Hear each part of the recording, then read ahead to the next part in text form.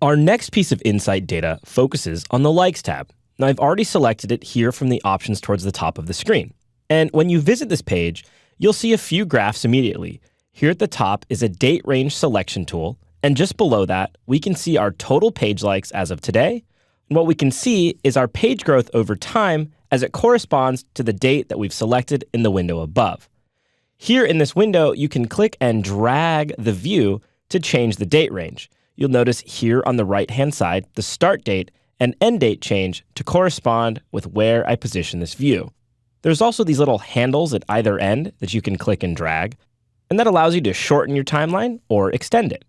You can also select the calendar and simply choose from a date range if you'd like to do it that way, or you also have a 1 week, 1 month, and 1 quarter view here at the top. So if I select the 1Q, that's going to give me a 1 quarter view.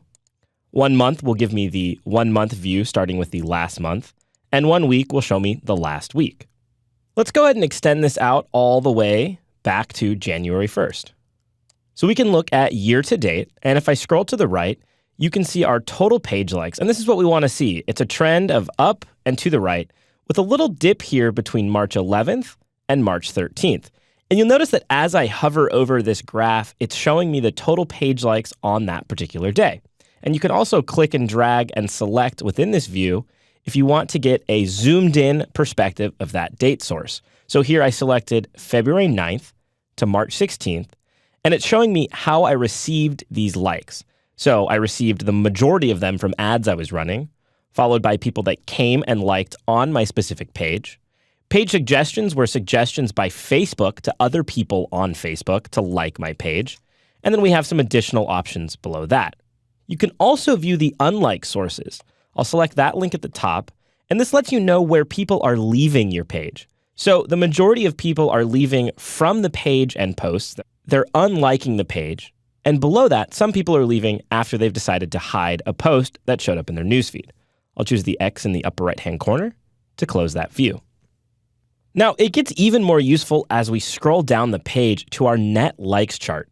So the net graph is showing you unlikes here at the bottom in pink, and you can see that those go into the negative. And as you hover over, you'll notice the amount of unlikes on a particular date. I can see the total organic likes for that particular date range. The dark blue is paid likes, so if you're running advertisements and paying to get people to engage with your page, you can see how many of those total likes were paid. And then the blue line is the net likes, so that's the sum of your organic likes and paid likes minus your unlikes, and that's why the blue line is a little bit lower in some of these situations. And this is really great. We can see our total trend over a period of time, and you'll notice that we had a big jump here on April 8th. And this helps me begin to look deeper into my data. Now, because I have the colors, I can see that actually that large jump was in organic likes, meaning it wasn't a particular campaign that I ran. It must have been associated with a post or some sort of outreach that happened either on the web, on our Facebook page, or perhaps on our own website. As I scroll down, we get even more information, and this is showing me where the page likes happened. So at the top of these graphs is the key. So dark blue is ads, light blue is on your page, meaning again, page likes happened when someone came to your actual Facebook page.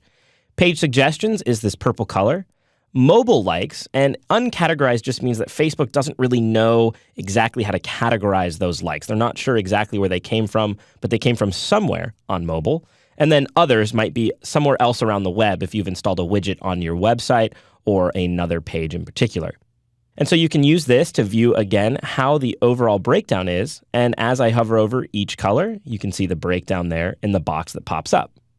You can use this chart to understand what they're seeing and whether or not they're liking you or unliking you based on what they're finding.